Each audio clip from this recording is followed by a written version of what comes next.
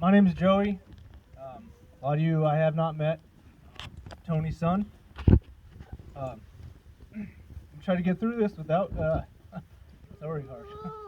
um, Anyways, I'd like to thank you all for being here today to celebrate the life of my father and his friendships. I'd like to thank Cheryl and all who coordinated this wonderful event.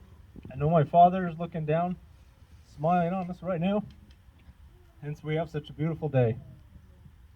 I'd also like to thank my family for being next to me for this incredibly hard time.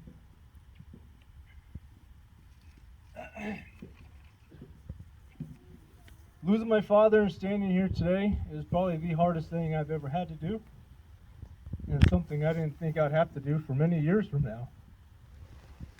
As you all know, my father was a hard-working, strong, loving man. Believe it or not, he was very hard-headed, a little ornery, and pretty stubborn. There really are no words. I have no words to express the influence he had on my life. Because of him, I am the father I am, the husband and grandfather I am today.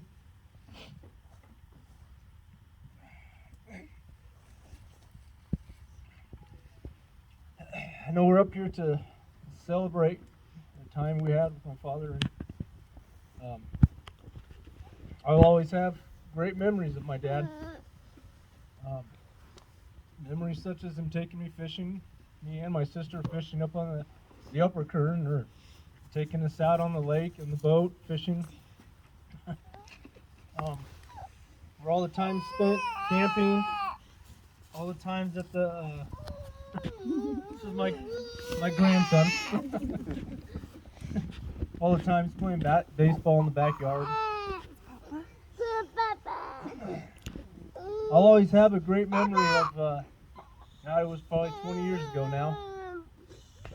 I invited him to ride an aircraft carrier back from Hawaii to San Diego with me.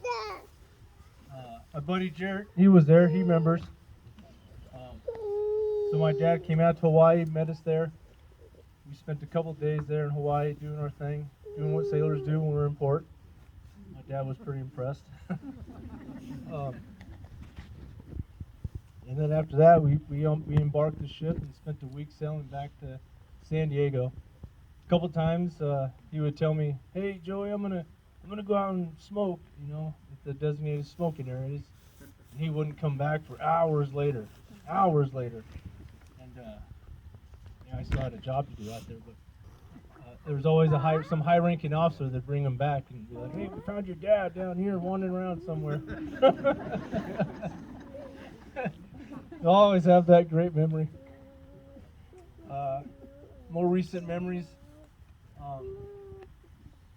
I've been trying to get more involved with him, hanging out with the fire camps and stuff that he used to go on. So going camping out in the mountains with him would bring back old memories of camping, like when I was a boy with him. We'd sit around the fire out there or his little furnace and tell stories and talk crap to each other and, just have fun. I think what I'm going to miss is the random phone calls on Sundays.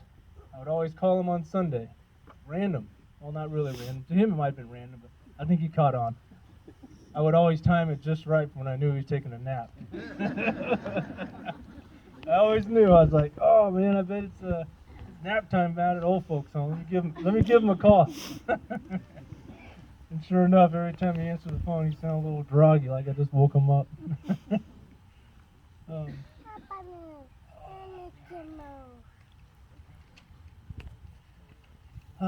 Man, I have a lot of memories and stories. I could stand up here all day and tell.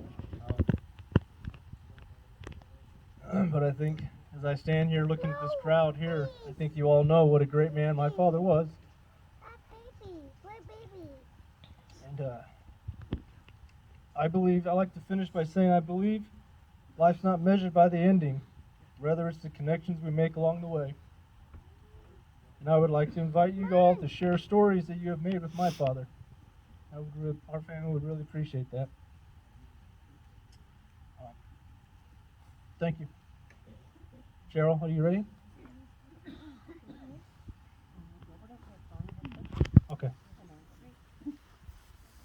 Stephanie, you want to talk? Not really, but You can't use mine. I didn't write anything. So, 2 seconds ago, my husband